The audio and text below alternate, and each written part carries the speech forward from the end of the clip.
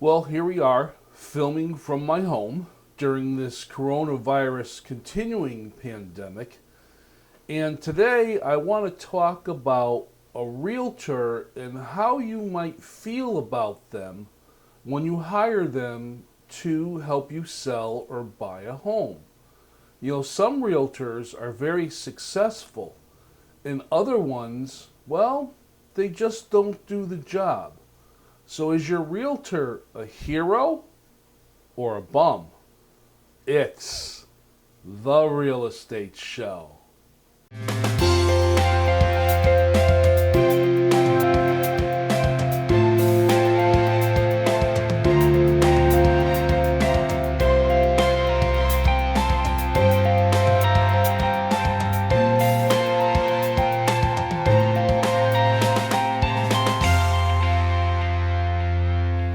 Welcome to the Real Estate Show. My name is Rick Naples. As you know, I'm the owner broker of Zone Realty LLC. You zone your home. And today I'm talking about the idea of a hero or a bum.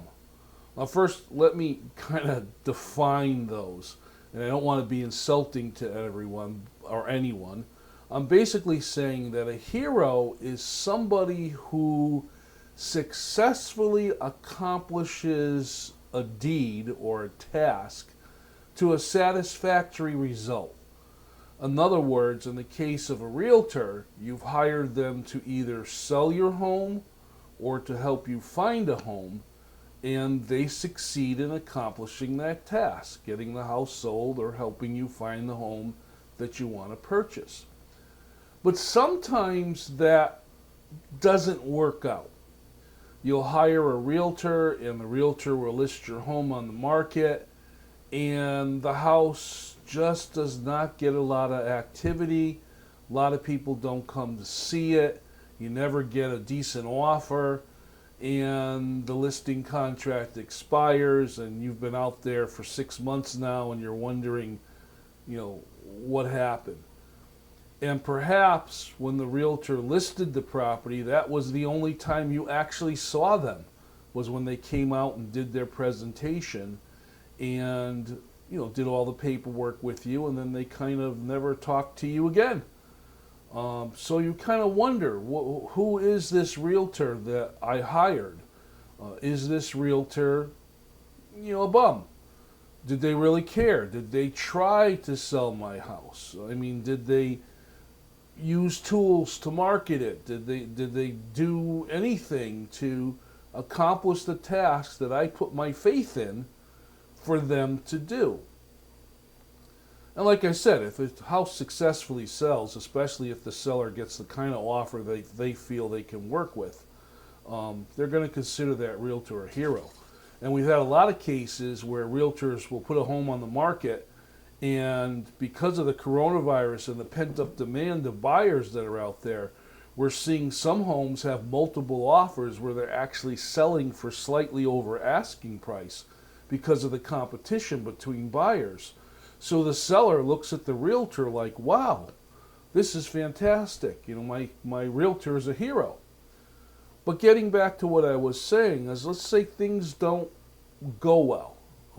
Is the realtor really at fault? Well, in one way, yes, they are. If a realtor that you hire puts your home on the market and fails to stay in touch with you as far as what's happening, giving you regular reports and talking to you about the market and giving you updates and seeing where the position of your price is and so on and so forth, well, that's the realtor's fault, not yours.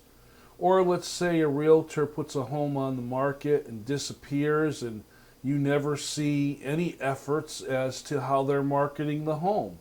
You don't see your home on social media. You don't see your home, doing virtual tours and so on and so forth. So you wonder, geez, what did I hire this person for? But other times, quite honestly, there's situations where the realtor really doesn't have the control they'd like to. And that, of course, is what we recently have been experiencing in the real estate markets. And I mean, we have this coronavirus pandemic that's been going on for the last few months, and that's affected the way the market has been according to the way house sales are going to be. And, the realtors, although they're really good in helping the transaction and, helping the process move along, there are some things, outside effects, that unfortunately we realtors can't control. So you got to kind of look at it as, is the realtor really doing what they should be doing, and why isn't my house selling, and the reasons why. Now, a lot of times I give this speech when I'm talking to a seller, and I'll tell them that there's really two reasons why a house that goes on the market does not sell. Well, the first one's kind of obvious. That's price. I mean, if you price a house competitive to the market or under the current market, the house is going to sell. But the other thing is the exposure. It's how is that house being made available to the buyers that are out there. Now, of course, during this period of the virus, we're seeing showings being done very, very carefully. Sellers are very concerned about strange people coming to their house and taking a look at it. So the sellers have begun to limit how their house is shown. Now, what I mean by that is you're going to see sellers setting specific time periods. Maybe the house can only be shown on certain weekdays. Maybe there's limitation on hours during the week. Sellers are now requiring, by following coronavirus protocols, buyers, when they come to the house, to follow certain rules. Those rules, of course, are wearing a mask, maybe wearing gloves, and specifically, don't touch anything, don't touch any surfaces. So sellers are trying to limit the amount of people that are coming to their house and coordinating with their realtor, if they do have someone come to their house, the procedures and protocols that buyers should respectably follow when they go in the house.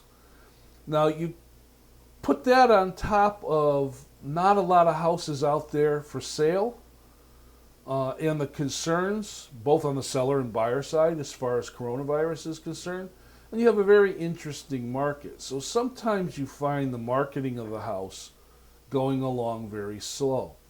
And that's pretty much the third reason. I said there's two reasons, price and exposure. But the third reason, of course, is this pandemic that we've been dealing with. So the realtor really needs to stay in touch with you if you're a seller to let you know what's happening in the general market. Realtors have also stepped up their game as far as being able to market a home. Some of the things that we're seeing that are becoming more and more popular and more use are virtual tours.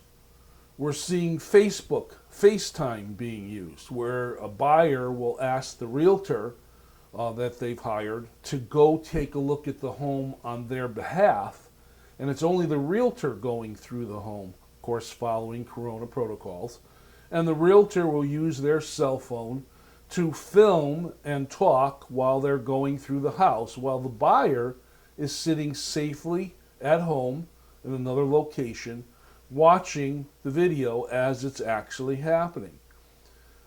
That's kind of a strange way to look at a house, but it's kind of the safe way that we're seeing it being done. Then, of course, if the buyer is really interested and they want to look at putting forward an offer, they may then schedule the time to actually physically go and see the home. Realtors as a profession are an interesting group of people. Of course, realtors have spent a lot of time going through educational programs that help them keep their professionalism at a high level. I mean, there's many different courses that they take and many different continuing education things that they do, so they can stay on top of things and help you in either buying a home or selling a home. And when challenges come up, realtors have a lot of resources that they can go to help them overcome those challenges to, again, as I said, accomplish that goal, selling a house or finding somebody that's looking to purchase a house, helping them.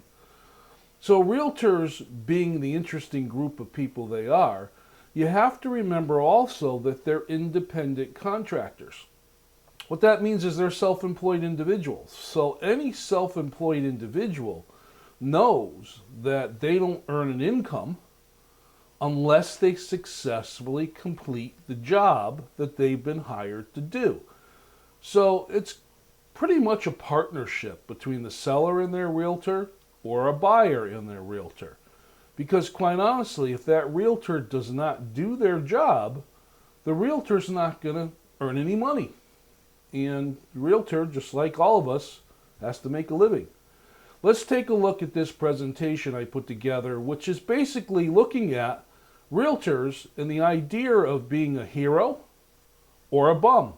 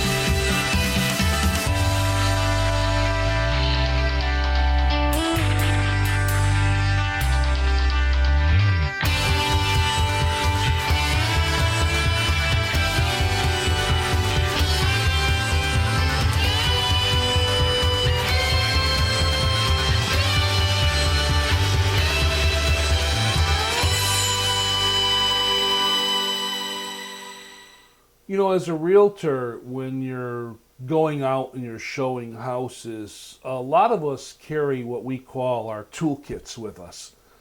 And the normal toolkit that we carry, usually within our cars, are things like perhaps a tape measure, a flashlight. A lot of us are using the flashlight on our phones. And also the data sheet about the house and maybe some background information that we've uncovered. As we're going through the house, we can inform the buyer about different things or show different things as far as, you know, the home and what it has to offer. The new things that realtors have now added to their toolkits is disinfectant wipes, perhaps disinfectant spray. Realtors now have masks, they wear gloves. They disinfect the lockbox, they disinfect the key when they go to use it. When they're going through a home, should they bring a buyer with them, they're also taking the time to pay attention to if that buyer should touch any surfaces. And then once they're finished, they're doing courtesy wipe downs of those surfaces for the seller out of respect and responsibility to protect against the coronavirus.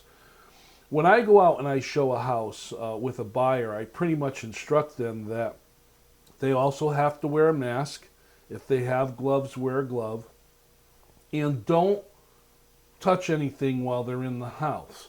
I, as the realtor, will be happy to open a door or turn on a light switch or look at a cabinet or wherever they might want to see, because then I know what I have touched and what I need to disinfect before I leave that property.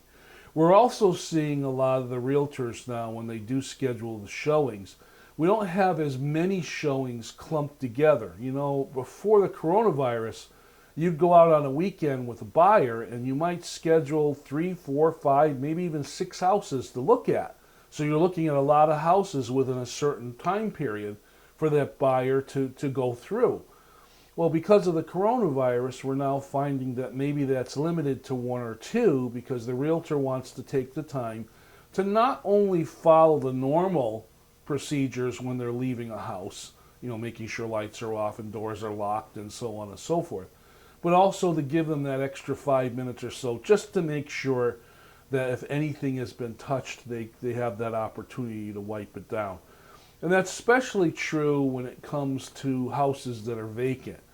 Houses that are vacant, buyers have a little bit different of a kind of an attitude when they're going into a home that no one lives at. They'll take a little bit more liberties in that kind of a house that they might not if they're going to a house where someone's currently living in it. What I mean by that is, you go to a home and somebody's currently living in that home, you're very respectful. You'll go through that house, you won't touch anything. You might not do things like, open closets or pull down the hatch to look up into the attic or whatever, because you're in somebody's home. If it's a vacant house, though, those kind of rules get a little bit loose. I've seen buyers, go through the house as if they're a home inspector. They start opening things and crawling up in attics and so on and so forth, looking at the shed and going in the shed because there's nobody there. All that really does is it makes it a little bit more difficult for the realtor, because the realtor has that obligation to follow the protocols to make sure that they're disinfecting anything that the buyer may have touched. So basically, if you're a buyer and you're going to look at a house, whether it's an occupied house, a foreclosure house, a vacant house, whatever the situation might be, just follow however your realtor has instructed you when you go to see that home. Another thing I want to talk about is the markets in general and reality. Now, are they the same? Well, we've all heard different things about the markets. When the market is up or when the market is down. Now's the time to sell because it's a seller's market, or now the time is to buy because it's a buyer's market. And when is the right time to put your home on the market? When is the best time to buy a home to get a really good deal, and so on and so forth. And that's all important. But it's really important if you're looking at purchasing or selling your home because it's an investment. The reality of things is you're going to sell your house or you're going to buy a house based on your own personal need. So no matter what the market is doing, your motivation is what's going on in your life. You need to move. You need to scale up, scale down. You need to purchase a house because you have a growing family, whatever the situation might be. The reality is your market is what's important to you. And what's important to you motivates you as to whether or not you're going to go into the real estate market or not. Whether it's up or down, sideways, may not matter. Let's take a look at this presentation I put together that talks about the markets and your reality.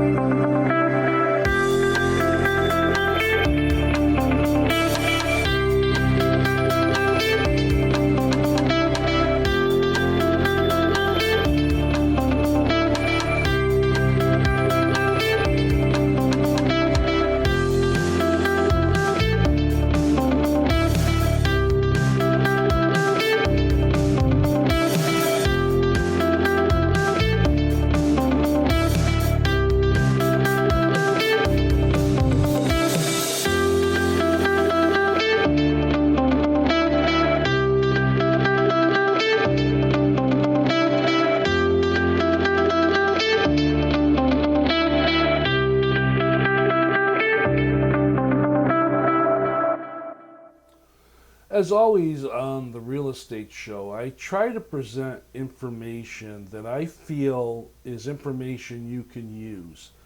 Whether it helps you make a decision to jump into the real estate market to purchase a home, or if you're looking to make a decision to put your home on the market, I try to give information, as I said, that I hope you'll find useful. And it's important to me that you understand this information that I am sharing with you comes from many years of personal experience in the real estate business. I'll be celebrating almost 18 years as a licensed realtor and a few years as a broker. And during my time as a realtor, I have fulfilled many different levels of management and administration, working with sellers, working with buyers, working with other realtors, attorneys, home inspectors, appraisers, mortgage officers, and so on and so forth. There's a lot of value when it comes to using a professional when you are making the largest purchase or selling the largest asset you have or you're going to do. So you have to rely on your realtors, and don't be in a hurry to just pick any old realtor out there to do the job. Take the time to talk to people. Take the time to talk to the realtor. I'm really big on doing things, I call it a buyer's interview, where I sit down and talk with a buyer and we establish their wants versus their needs. I'm also really big when I'm talking to a seller to not only talk about price, but different ways that I plan on marketing the home and pretty much bringing them in and getting them involved so they know what's going on. And then making that commitment and that promise that I'm going to stay in touch with them during the term of the listing agreement, kind of letting them know what's going on. The coronavirus has made it a little bit more of a challenge for realtors out there to make a living. Houses are on the market, but there's very few of them to sell. So you have a lot of buyers that want to buy and very few houses to sell them. When a house does go on the market, a lot of times you have 3, 4, 5 buyers all want to buy that same house. So you end up in multiple contract situations. That's a tough situation for the seller, and it's a very tough situation for the buyer. The seller has kind of a false sense of happiness because they have 5 or 6 different offers in front of them. But which offer is the offer they're going to take? And what offer is the one that's actually going to stick, where it's going to make it from the time they sign it through all the different processes of the transaction to get it to a successful closing? And what happens if they pick the wrong one and it falls apart? What happens to all those other offers? Are they able to go back and try to resurrect those offers, or have those buyers moved on to other homes? This is where a realtor really plays a big role, because the realtor, although they can't tell the seller, pick this one or pick that one or whatever, it's the seller's decision. But they can use their professionalism, their knowledge, their expertise to help that seller make a decision that they all feel comfortable with. Flip side is the buyers. You know, a buyer goes out, looks at a home, makes an offer, and then they find out that the seller's agent or the representative that's representing the home has contacted their buyer agent and said, we have other offers, we need you to do your highest and best.